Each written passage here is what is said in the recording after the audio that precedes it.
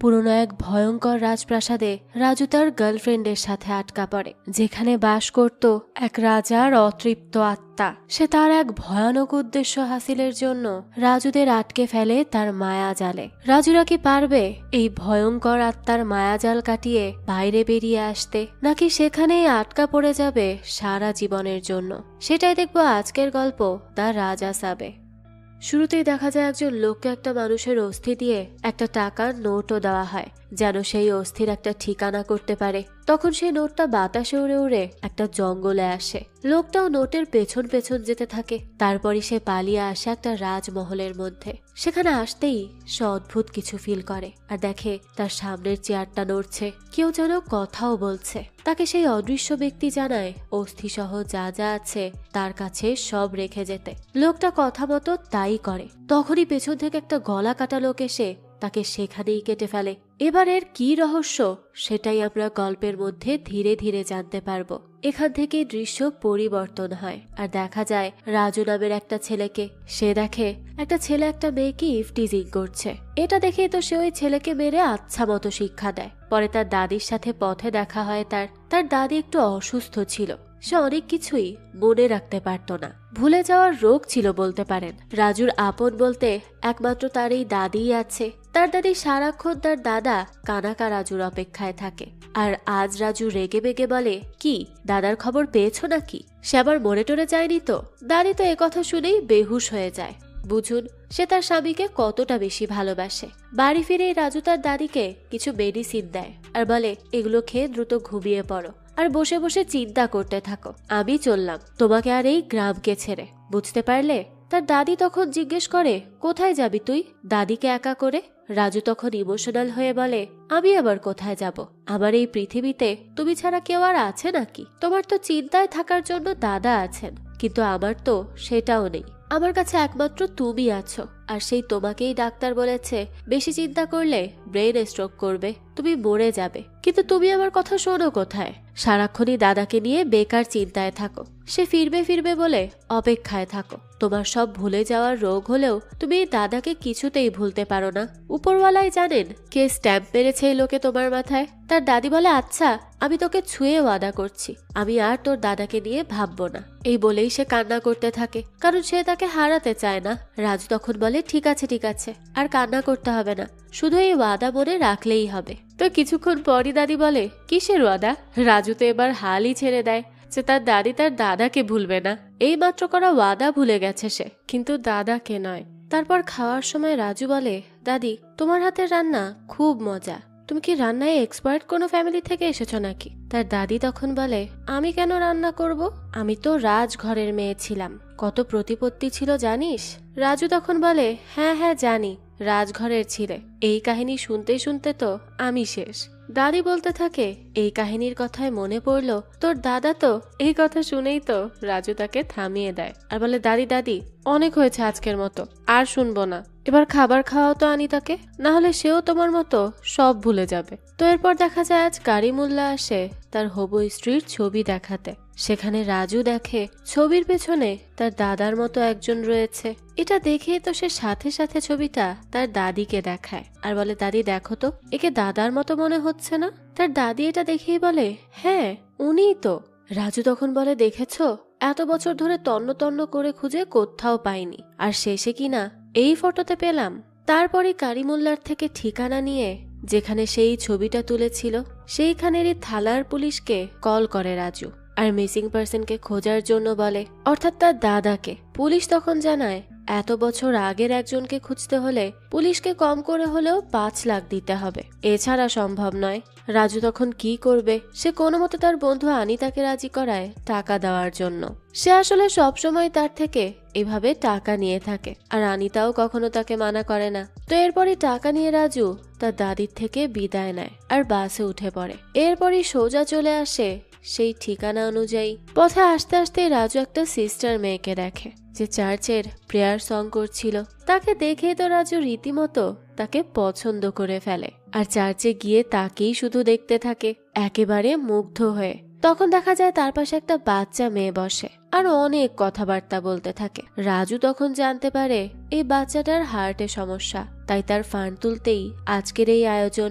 যদি তার অপারেশন এইবারও না হয় তাহলে সে আর বাঁচবে না। রাজু এই কথা জানার পর তো লাখখানেক টাকা সেখানে দিয়েই চলে যায়। সে তো এর ক্রেডিটও নিতে চায় না, কারণ সে বাচ্চাটিকে মন থেকে হেল্প করতে চেয়েছিল। আর এই বিষয়ে সেই সিস্টার মেয়েটাও জেনে যায়, আর তার আচরণে সে বেশ ইমপ্রেসড হয়। এদিকে রাজু পৌঁছে যায় থানায় আর ইন্সপেক্টরকে জানায় এই কেস আমার জন্মের আগেই তৈরি হয়ে গিয়েছিল।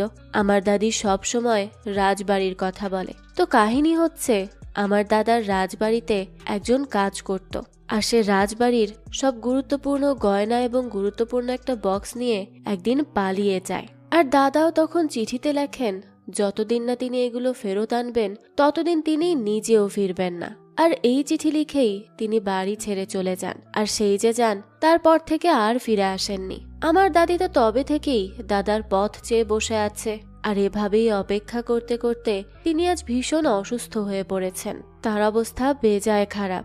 এই সব কিছু শুনে ইন্সপেক্টর বলে, আচ্ছা ঠিক আছে, আমি এই ছবিগুলোর উপর ভিত্তি করে আমাদের সার্চ মিশন শুরু করছি, দেখা যাক কতদূর কি করতে পারি। এদিকে সেই মেয়েটি তো সবসময় শুধু রাজুর কথাই ভাবছিল, কারণ তারও রাজুর সবকিছু বেশ ভালো লেগেছে। তো আজ ঘুম থেকে উঠে তার ফ্রেন্ড স্টেলাকে সে বলতে থাকে, আমার মনে হচ্ছে আমার আর তার আগের জন্মের কোনো সম্পর্ক আছে। স্টেলা এই কথা শুনে বলে, তুই নান হতে চলেছিস, তুই তো জানিস আমাদের জীবনে কোনো ছেলে অ্যালাউড না। আমরা এখানে জানতে পারি এই মেয়েটার নাম বেসি। তো বেসি বলে, হ্যাঁ আমি এটা খুব ভালো করেই জানি। আমি তো অনাথ, তাই আমার হাতে আর কোনো উপায় ছিল না, তাই আমি বাধ্য হয়ে এই পথে এসেছিলাম। আর এ কারণেই আমি ভেবেছিলাম আমি নান হব, কিন্তু এখন মনে হচ্ছে গডও আমাকে ইশারা করছেন এই ছেলেটার দিকে, সেই আমার সোলমেট। স্টেলা এসব শুনে বলে, আচ্ছা যদি কালও সে চার্চে আসে তাহলে তোর কথা আমি মেনে নিব যা, আর যদি না আসে তাহলে কিন্তু এই কাহিনী এখানেই শেষ, এসব নিয়ে আর এগোবি না। তো দেখা যায় পরদিন সত্যি সত্যি চার্চে চলে আসে রাজু, কারণ সে বেসিকে পছন্দ করে ফেলেছে। তাই তাকে এক ঝলক না দেখতে পারলে তার মন ভরছিল না, কিন্তু সে তো তার আসল নামটা এখনো জানে না। দেখা যায় রাজু বেসির জন্য ক্রিসমাস উপলক্ষে একটা জায়গা সাজাচ্ছিল, তখনই বেসি কল করে, যদিও রাজু জানে না এটা সে। তো বেসি বলে, আমি তোমার দাদার নামে চিটিং কেস করেছি, আর তাই তুমি তাকে বাঁচাতে মিসিং কেস করেছো। রাজু বলে, মানে কি বলছো? তুমি আমার দাদাকে কোথায় পেলে চিটিং করার জন্য? বেসি বলে, 12 মার্চ আমি বাচ্চা মেয়েটার অপারেশনের টাকা জমা দিতে হসপিটালে যাই, তখন লম্বা লাইন ছিল, তাই আমি তোমার দাদাকে রিকোয়েস্ট করি টাকা জমা দিতে, সে যেন একটু জায়গা দেয়। তখনই দেখা যায় তার দাদা বলতে থাকে, আমি তোমার টাকা জমা দিচ্ছি, আরো কিছু অ্যাড করে দাও টাকা। বেজি তখন কনফিউজ ছিল যে সে টাকা দিবে কিনা। তখন দেখা যায় রাজুর দাদা তার দিকে চোখ দিয়ে তাকায়, আর সেই সাথে কিছু মন্ত্র পড়ে, যে জন্য বেজি মন্ত্রমুগ্ধ হয়ে সব টাকা দিয়ে চলে যায়। আর এরপরে এই টাকাটা নিয়ে পালিয়ে যায় রাজুর দাদা। তাই বেজি রাজুকে রেগে বলতে থাকে, বিশ্বাস না হলে থানায় খোঁজ করো, আমি কেস করে এসেছিলাম। তো এই কাহিনী জানার পর রাজুর তো সব মাথার উপর দিয়ে যাচ্ছিল। সেই মুহূর্তে কি রিয়াক্ট করবে কিছুই বুঝতে পারছিল না, আর কি বা বিশ্বাস করবে আর অবিশ্বাস করবে সেটাও বুঝতে পারছিল না, কারণ সে ব্যক্তিগতভাবে তার দাদাকে কখনো দেখেনি, তার সাথে কথাও বলেনি, তাই তার স্বভাব চরিত্র সম্পর্কে তার ভালোভাবে জানা নেই। এই কারণে রাজু সাথে সাথে তার দাদিকে কল করে আর বলে, দাদি আমার একটা বিষয় জানার ছিল, মানে দাদার কি চুরি করার অভ্যাস ছিল? তার দাদি কথা শুনে বলে, ছি কি বলছো এসব? সে কানাকা রাজু, গরিবদের মাসিহা। যদি কোনো গরিবকে কষ্ট পেতে দেখতো তাহলে মহলের সব খাজানা তার পেছনে বিলিয়ে দিত। এতটাই দানবীর ছিল তোমার দাদা, আর তাকে তুমি চোর বলছো? তো এদিকে থানায় এখন আবার দেখা যায় একজন বৃদ্ধ লোককে, আর এদিকে রাজুর দাদার চুরি করা 3 লাখ টাকা চায় বেজি, আর সে জানায় সেই টাকা নিয়েই ছাড়বে। এদিকে আবার ইন্সপেক্টর কল করে 3 লাখের জন্য, কারণ চার্চে তো রাজু কিছু টাকা ডোনেট করে দিয়েছিল, তাই ইন্সপেক্টরের টাকা কম হয়েছে। এখন এই 3 লাখ ফেরত না করলে খবরই আছে। তখনই সেখানে ভাইরাবি নামের এক মেয়ে আসে পুরো 1 কোটি টাকা নিয়ে, আর বলতে থাকে তার দাদা কানাকা রাজু ভাইরাবির নানাকে খুব বাজে সময়ে হেল্প করেছিল, আর এই টাকাটা তারই কৃতজ্ঞতা প্রকাশ করতে তার নানা পাঠিয়েছে। তবে ভাইরাবি এই টাকা একমাত্র রাজুর দাদার হাতেই দিবে। এটা আবার ভাইরাবির নানার ইচ্ছা। তো তখন টাকার ব্যাগটা একটা চোর চুরি করে নিয়ে যাচ্ছিল, কিন্তু তাদেরকে মারধর করে সেই ব্যাগটা ঠিকই উদ্ধার করে আনে রাজু। এটা দেখেই তো রাজুকে জড়িয়ে ধরে ভাইরাবি আর তাকে থ্যাঙ্কস জানায়। আর তাদেরকে তখন এভাবে একসাথে দেখে ফেলে বেজি। আর এরপর সে স্টেলাকে বলে, তুমি ঠিক ছিলে, আমার মুভ অন করা উচিত। রাজু তখন সাথে সাথে ভাইরাবিকে সরিয়ে বলে, এভাবে জড়িয়ে ধরলে আমার এঞ্জেল আমাকে দেখে ভুল বুঝবে। আসলে বেজিকে সে এঞ্জেল নামেই ডাকতো, যেহেতু সে তার নাম জানতো না। রাজু তখন ভাইরাবিকে বলে, থ্যাঙ্কস এর বদলে আমাকে 3 লাখ দিয়ে দাও। তখনই সেখানে তার বন্ধু বলে, নানকে পছন্দ করলি কিভাবে? নানরা তো কখনো কোনো রিলেশনশিপে আসে না, তারা তো আজীবন সেবায় নিজেদেরকে আজীবন নিয়োজিত রাখে। এই কথায় তো খুবই ভেঙে পড়ে রাজু। সে তো বুঝতেই পারেনি ব্যাপারটা এরকম, আর সে জানতও না এই নিয়ম। ভাইরাবি পরে রাতে বসে বসে কথা বলে রাজুর সাথে, আর সে রাজুকে প্রথম দেখাতেই পছন্দ করে ফেলে। বাইরে এসে ভাইরাবি তার নানার সাথে কথা বলে, আর এই নানাই সেদিন থানায় ছিল। ভাইরাবিকে নানা বলে, তুমি এসব কি করছো, নিজে জানো? ভাইরাবি বলে, নানা, আমি তাকে পছন্দ করে ফেলেছি, আর সে মন থেকে খুব ভালো একজন মানুষ, তাকে আমাদের হেল্প করা উচিত। তার নানা তো তখন রেগে মেগে কলটাই কেটে দেয়, আর সে তখন তাকিয়ে থাকে একটা ছবির দিকে। এবার এদিকে রাজুর দাদি একা একাই শহরের দিকে এসে পড়ে, কারণ তার স্বপ্নে নাকি রাজুর দাদা এসে কিছু একটা বলেছে।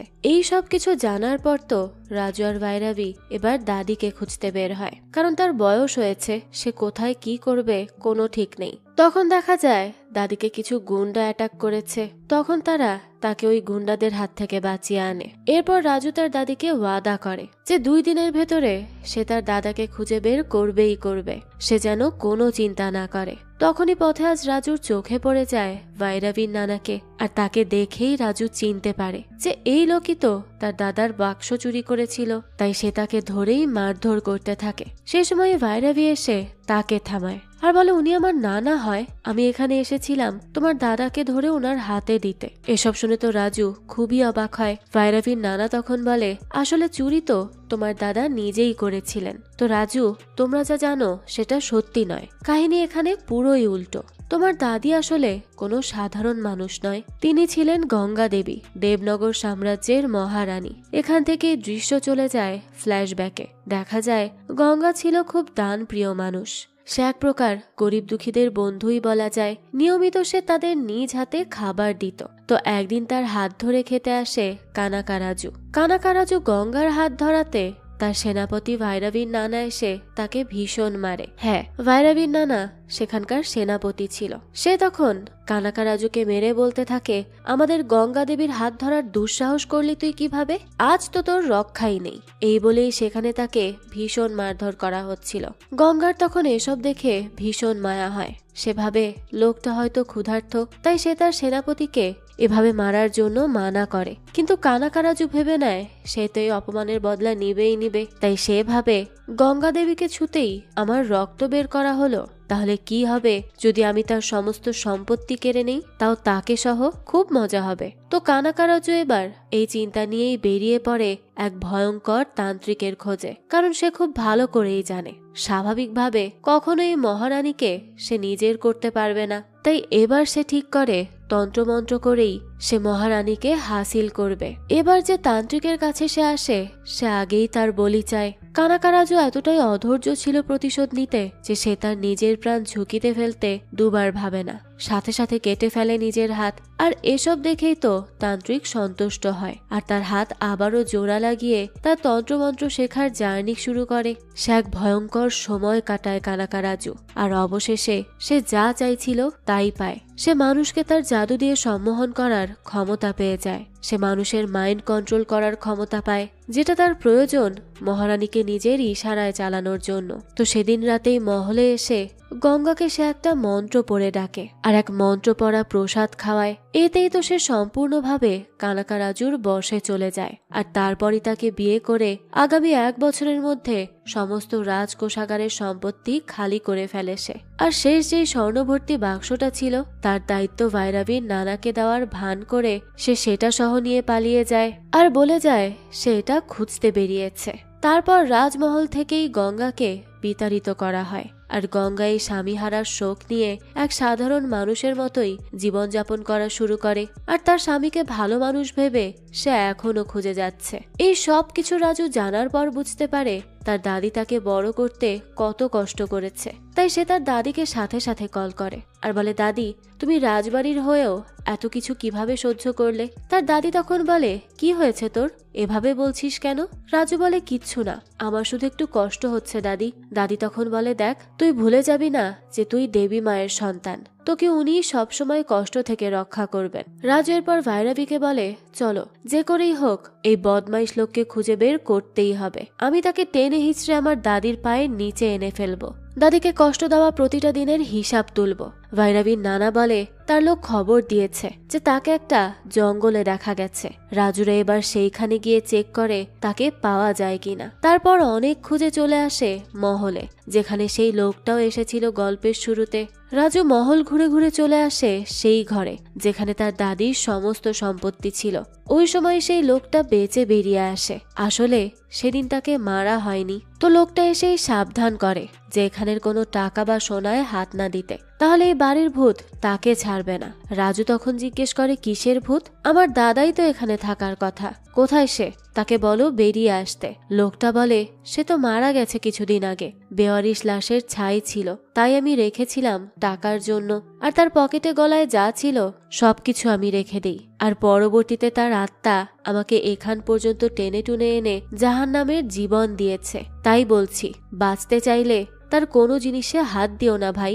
রাজু তখন বলে, এখানের একটা কানা করিও দাদার নয়, এই সব কিছু আমার দাদির। আমি তার উত্তরাধিকারী হয়ে নিয়ে যাচ্ছি। এখন সেখানে একটা দলিল নিজে থেকেই পড়তে শুরু করে সেই আত্মা, যেখানে কানাকারাজু লিখেছে তার যত সম্পদ আছে তা তার মৃত্যুর পরও নিজের থাকবে। এখানে তার প্রাণ আছে আর এগুলো কেউ নিতে পারবে না, এমনকি কোনো উত্তরাধিকারীও নয়। যদি নিতে চেষ্টা করে তাহলে তাদের সাথে যা হবে তার জন্য তারা নিজেরাই দায়ী থাকবে। রাজু তখন রেগে মেগে বলে, আমার দাদির সম্পদ এগুলো, তাই আমার কারো কোনো দলিলের প্রয়োজন নেই, আমি তো এগুলো নিয়েই যাব।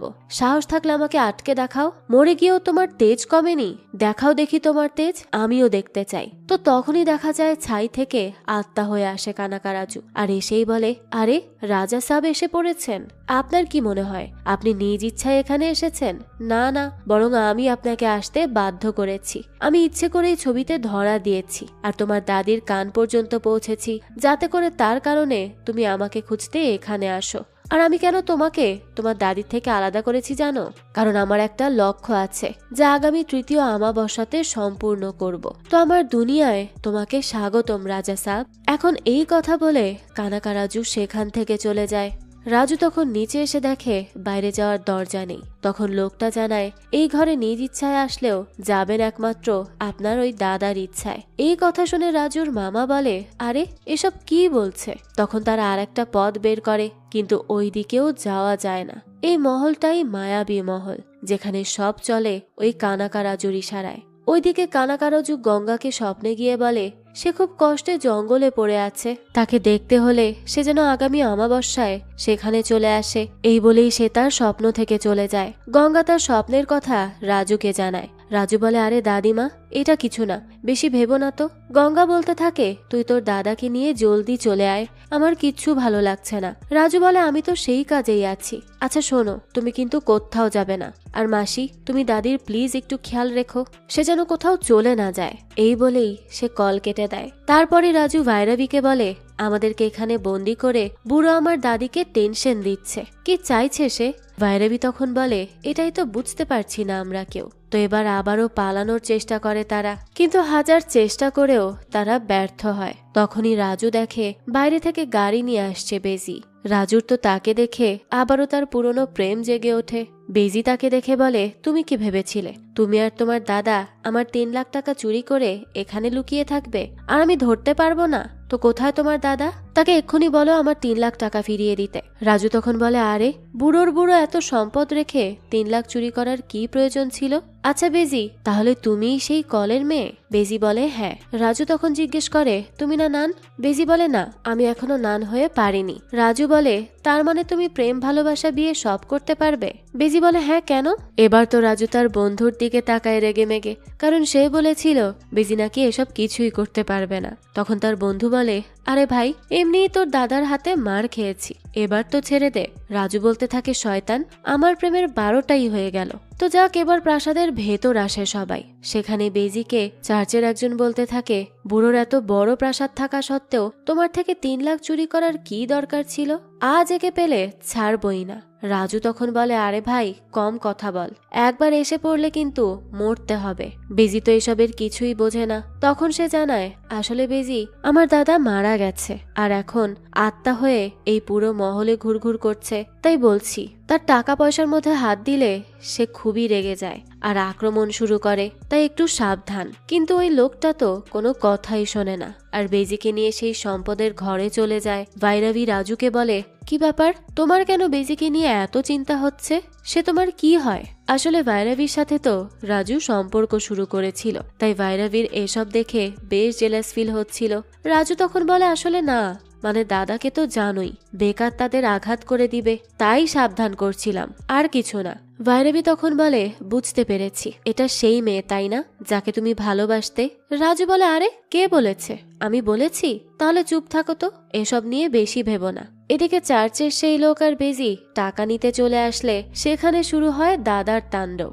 আর এসব দেখে তো প্রচন্ড ভয় পেয়ে বেজি পালিয়ে চলে আসে বাইরে আর রাজুকে বলে সে তো আমার ব্রাদারকে মেরে ফেলেছে। কিন্তু তখন ব্রাদারও বাইরে আসে আর বলে না, একটুর জন্য বেঁচে গেছি। আর তখনই তারা বিশ্বাস করে যে আসলেই রাজু সত্যি বলছিল যে তার দাদা মরে গিয়ে ভয়ঙ্কর আত্মাতে পরিণত হয়েছে। এদিকে দেখা যায় দাদা অর্থাৎ ওই কানাকা রাজু একটা ছাগলের বলি দেয় তার নতুন সেই লক্ষ্য পূরণের উদ্দেশ্যে। রাতে বেজি প্রার্থনা করছিল ভীষণ ভয় থেকে। তখনই দেখা যায় দরজা নিজে থেকেই খুলে যায়। এটা দেখে তো বেজি ভয়েই শেষ। কিন্তু তখন দেখা যায় যে সেখানে কানাকা রাজুর আত্মা নয়, রাজু এসেছে। বেজি তখন বলে তুমি এখানে কেন? তোমার প্রেমিকা ভাইরাবি দেখবে, চলে যাও এখান থেকে। রাজু তখন বলে আরে আরে আস্তে কথা বলো, আমার তোমাকে কিছু জানানোর ছিল। বেজি তখন বলে আমি কি শুনবো? ভাইরাবিকে গিয়ে শোনাও, আমাকে কেন শোনাতে এসেছো? রাজু তখন তাকে চাদরের নিচে নিয়ে বলে আসলে আমি তোমাকে মনের কথা বলতে চাই যা এতদিন বলতে পারিনি। তোমাকে আসলে প্রথম দেখাতেই আমি ভালোবেসে ফেলি আর তোমাকে মনের কথা বলতেই সেদিন চার্চেও এসেছিলাম, কিন্তু কোনো কারণে আমাদের সরাসরি দেখা হয়নি। আর তারপর তো আমার বন্ধু আমাকে ভুল ইনফরমেশন দিল ওই যে নান সম্পর্কে, আর তখনই আমার মনটা ভেঙে যায়। তাই আমি পরে ভাইরাবির সাথে সম্পর্কে জড়িয়েছি। সরি বেজি, আমি তোমাকে এখনো একইভাবে ভালোবাসি। এসব শুনে বেজি বলে তাহলে সেদিন চার্চে তুমি এসেছিলে? আচ্ছা বুঝলাম। আর ভাইরাবির কি ব্যাপার? তখন তার বন্ধু বলে এই সবকিছু আসলে আমার জন্যই হয়েছে। আমি আসলে ভাইরাবিকে সেট করেছিলাম যাতে করে সে তোমার কষ্টটা ভুলে থাকতে পারে, না হলে তো বেচারা খুবই ভেঙে পড়েছিল। রাজুও তখন বলে হ্যাঁ বেজি, বোঝার চেষ্টা করো প্লিজ। বেজি এসব শুনে বলে আচ্ছা ঠিক আছে, তো তুমি ভাইরাবিকে আমাদের ব্যাপারে কবে জানাবে? রাজু বলে জানাবো, সঠিক সময় হলেই জানিয়ে দিব। তুমি শুধু এইটুক বলো যে তুমি আমাকে পছন্দ করো তো? বেজি বলে হ্যাঁ, আমি তোমাকে তোমার থেকেও বেশি ভালোবাসি। এই ভুতুরে বাড়িতে এসে বুঝুন ভালোবাসাবাসি হচ্ছে। যাক, তারপরই বেজি আর ভাইরাবি কথা বলতে বসে। ভাইরাবি বেজিকে বলে তুমি রাজুকে আগে থেকেই জানো তাই না? রাজু যাকে ভালোবাসে সে তুমিই তো। কি হলো বলো? এই সব কিছু বাইরে থেকে রাজু শুনতে পারে আর খুব ভালো করেই বুঝতে পারে যে সে এবার ভাইরাবির কাছে ধরা পড়ে যাবে। তখন না জানি ভাইরাবি কি করবে, তাই সে তাদের আটকাতে তার দাদার চেয়ারে বসে আর এমন ভাব ধরে যে তার উপর তার দাদা ভর করেছে। বুঝুন এই ছেলের অবস্থা, একসাথে 2 মেয়েকে চালাতে যাচ্ছে। তো ভাইরাবি বাইরে এসে বলে সেই নাটক করছে যেন আমাদের মধ্যে কথা না হয়। এরপরই সে বলতে থাকে এই রাজু, তোমার দাদি কল করেছেন। রাজু তো দাদির কল পেয়েই রিসিভ করে আর বলে কি হয়েছে দাদি, এখনই কি কল করার ছিল? দাদি বলে না রাজু, তোমার দাদা স্বপ্নে এসে বলেছিলেন যে উনি নাকি বাঁচবেন না, সত্যি নাকি বুঝতে পারছি না। তখনই রাজুর উপর দেখা যায় সত্যি সত্যি তার দাদা ভর করে আর বলে এটাই সত্যি, তোর স্বামী মারা যাবে। এই কথা শুনেই তো এবার দাদি অসুস্থ হয়ে যায়। ভাইরাবি তখন বলে, রাজু কি হয়েছে, কি সব বলছো? তখন তার ভেতর থাকা দাদা বলে, তোমাদের এই খেলা আগামী অমাবস্যা পর্যন্তই চলবে, তারপর তোমাদের সবার প্রাণ শেষ হবে, তৈরি থেকো। এইসবে তো তারা ভীষণ ভয় পেয়ে যায়। দৃশ্য চলে যায় পরের দিন। রাজু তার দাদিকে বুঝিয়ে বলে যে সে কাল মজা করেছিল।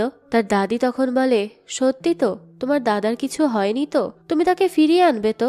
রাজু বলে, হ্যাঁ দাদি, তার কিচ্ছু হয়নি, আমি তাকে ফিরিয়ে আনবো, তুমি কোনো চিন্তা করো না। এবার কল রেখেই রাজু বলতে থাকে, অনেক হয়েছে, এবার আমাদেরকে যে করেই হোক এখান থেকে বের হতে হবে, আর সহ্য করা যাচ্ছে না। আর তোমরা কেউ কি এমন কাউকে চেনো যে ভূত তাড়াতে পারে?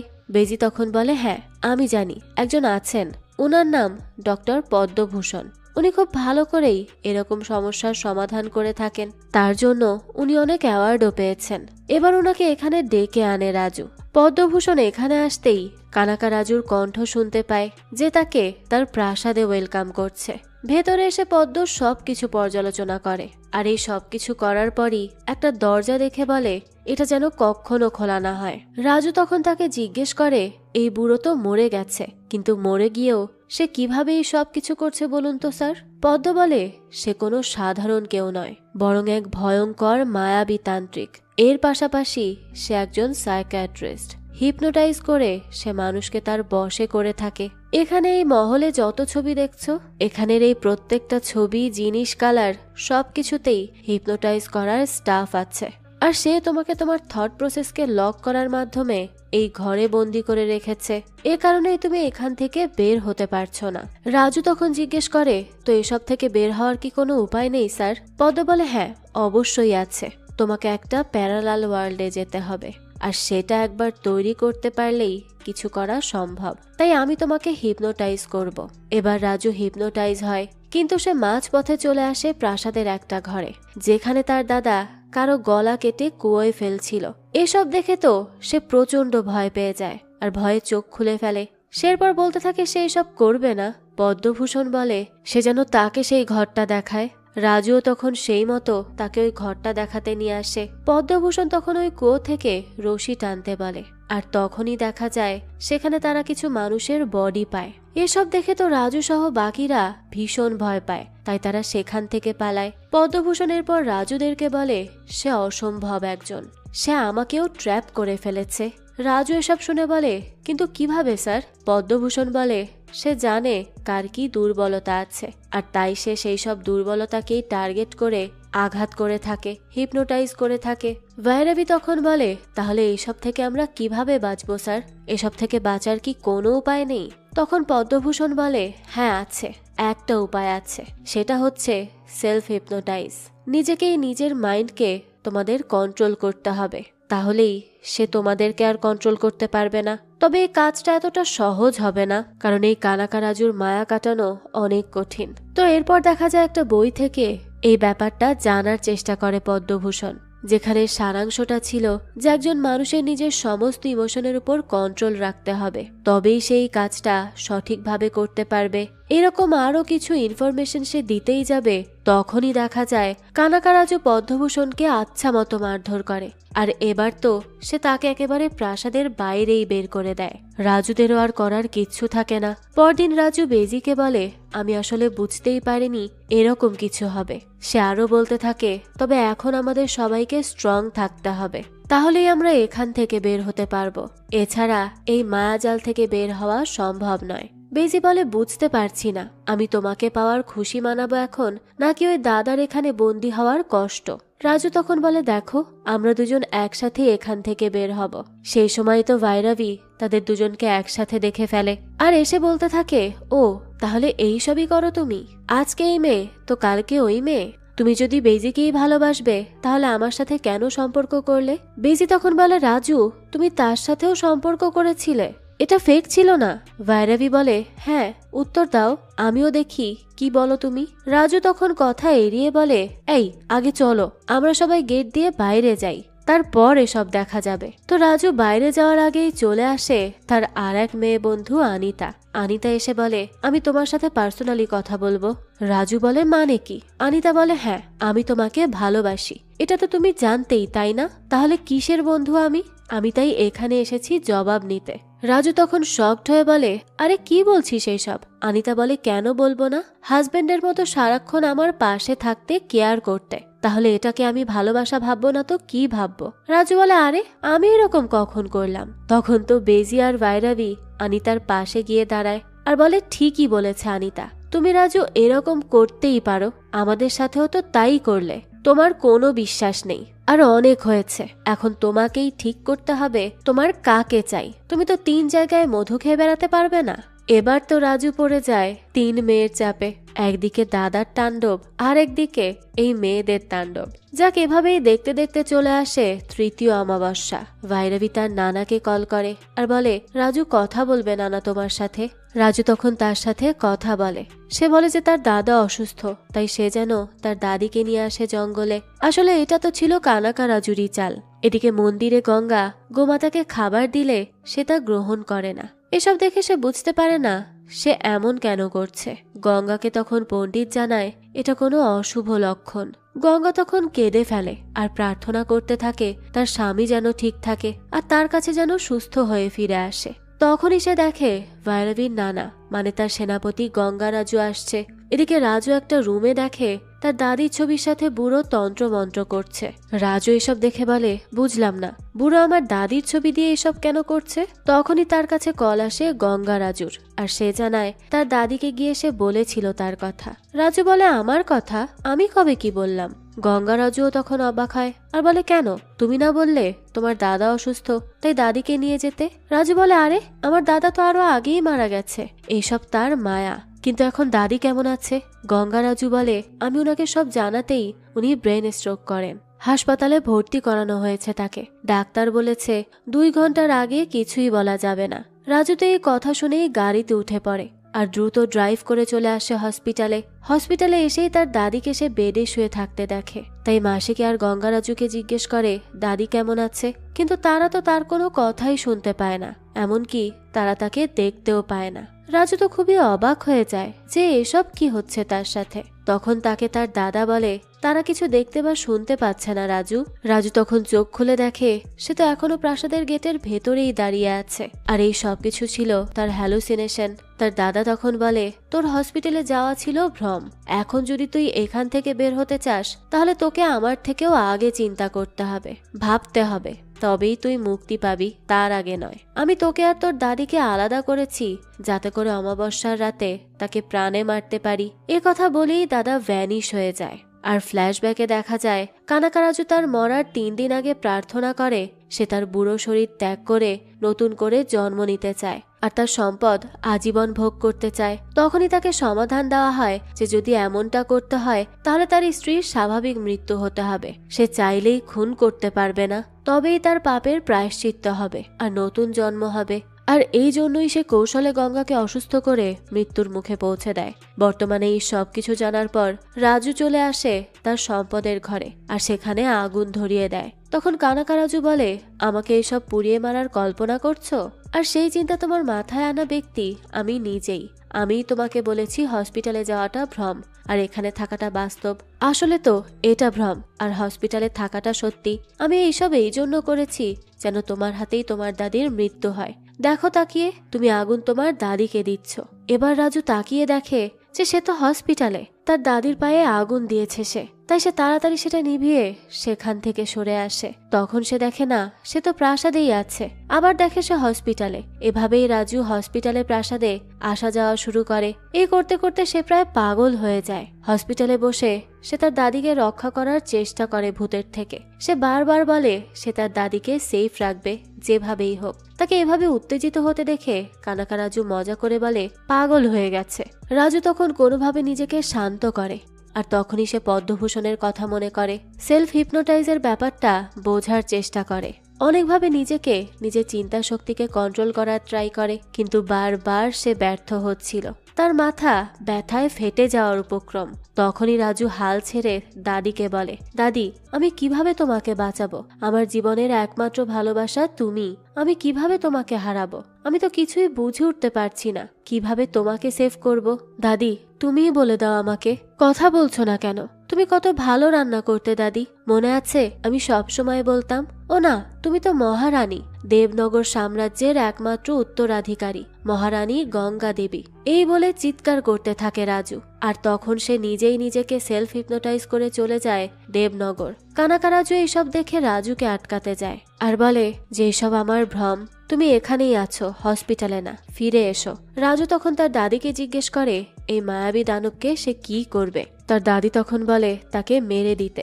রাজু এবার চোখ খোলে আর বলে বুড়ো, এখন তুই শেষ, তোকে পিস পিস করে ভাসিয়ে দিব।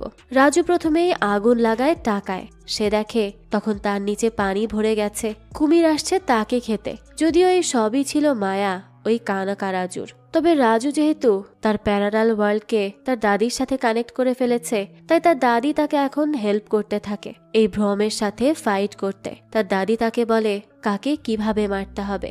রাজু তখন নির্ভয়ে লড়াই করে যায় আর একে একে সবকিছুকে হারিয়ে ফেলে। সবশেষে রাজু আগুন নিয়ে কানাকা রাজুর দুর্বলতা সম্পদে আঘাত করে। সে সবকিছু পুড়িয়ে ফেলতে থাকে। কানাকা রাজু তখন ভৈরবীকে ডাকে আর জিজ্ঞেস করে সে কিভাবে এসব করছে, তাকে আটকাতে পারছে না কেন। ভৈরবী জানায় তার আবেগ তাকে নিয়ন্ত্রণ করছে, তার আবেগ, ভালোবাসা, রাগ সব একসাথে কাজ করছে, তাই তার মধ্যে কোনো ভয় নেই। সেইভাবে চলতে থাকলে তোমার সমস্ত মায়া কাটিয়ে উঠবে, তারপর তোমার বিনাশে পুরো পৃথিবী সাথ দিবে। তখন কানাকা রাজু বলে আমাকে শেষ করলে তোর দাদিও তো মরে যাবে, সে আমাকে হারানোর শোক সহ্য করতে পারবে কি? চিতায় উঠাবি নিজের দাদিকে? রাজু তখন দুর্বল হয়ে পড়ে তার দাদিকে মনে করে, আর এই সুযোগে কানাকা রাজু তাকে ধরে ফেলে। তবে রাজুকে তখন তার দাদি বলে তাকে লড়তে হবে, সে দেবীর সন্তান, তার কিচ্ছু হতে পারে না, এই রাক্ষসকে শেষ করতেই হবে। রাজু তখন তার মাইন্ড থেকে দাদির কথা নেয় আর নিজেকে স্ট্রং করে। পরে সে কানাকা রাজুকে একেবারে শেষ করতে শুরু করে। আর তার মধ্যে তখন বিশেষ পাওয়ারও চলে আসে, যার মাধ্যমে সত্যিই কানাকা রাজুর কাহিনী শেষ হয়। এখান থেকে দৃশ্য আসে পরের দিন। তারা সবাই ফিরে আসে। রাজু তার দাদিকে কানাকা রাজুর ছবি দেখায়, কারণ তারা আজ তার শ্রাদ্ধ করছিল। রাজু তো ভয়ে ছিল যে তার দাদি না জানি কি রিয়াকশন দিবে, সে আবার অসুস্থ না হয়ে পড়ে। তবে দেখা যায় গঙ্গা দেবী তো কানাকা রাজুকে ভুলেই গেছে। ফাইনালি সেই লোককে ভুলে যায়। তার কারণ হয়তোবা তার তন্ত্রমন্ত্র কেটে গেছে, এই জন্য। যেহেতু তার রোগ ছিল তাই তখন সব ভুললেও সেই শয়তানকে মনে রাখত। তবে আজ একেও ভুলে যায়, কারণ তন্ত্রমন্ত্রর ইফেক্ট শেষ হয়ে যায়। রাজু তো হাফ ছেড়ে বাঁচে আর বলে এটা একটা লোভী লোক ছিল দাদি, তাই লোভী তার কাল হলো আর মরে গেল। এবার পরদিন রাজুকে বাড়ি খুঁজে চলে আসে তার 3 মেয়ে বন্ধু, আর তারা বলে যে আগে রাজুকে খুঁজে পাবে রাজু তার। রাজু আড়াল থেকে এই সব দেখে বলে আমাকে কেউ খুঁজে পাবে না। তখনই তাকে একটা শক্তি টেনে আনে একটা জায়গায়। রাজু দেখে সেখানে তার মতনই কেউ অদ্ভুতভাবে বসে আছে, যে তার দিকে তাকিয়ে স্মাইল করছিল। আর এরই সাথে এই গল্পটাও এখানেই শেষ হয়ে যায়। আর এর থেকে বোঝাই যায় যে দ্বিতীয় পার্ট আসতে চলেছে, আর সেখানেই আমরা রাজুর মতো দেখতে এই নতুন অবয়বের আসল কাহিনী জানতে পারবো, আর শেষমেশ রাজু কার হবে সেটাও জানতে পারবো। যাক, এই তো ছিল আজকের গল্প। এই গল্পটা আপনাদের কাছে কেমন লেগেছে সেটা অবশ্যই আমাদেরকে কমেন্ট করে জানাবেন। যদি এতটুকুও ভালো লেগে থাকে তাহলে একটি লাইক দিয়ে যাবেন। আর হ্যাঁ, আমাদের এই চ্যানেলে কিন্তু প্রতিনিয়তই নতুন নতুন ভিডিও আপলোড করা হয়। সেই সব ভিডিওর আপডেট পেতে আমাদের চ্যানেলটিকে সাবস্ক্রাইব করে বেল আইকনে অল দিয়ে রাখতে কিন্তু ভুলবেন না। আর একটা কথা, আমাদের সকল ভিডিওর আপডেট পেতে জয়েন করতে পারেন আমাদের হোয়াটসঅ্যাপ চ্যানেলে, লিংক ডেসক্রিপশন বক্সেই দেওয়া আছে।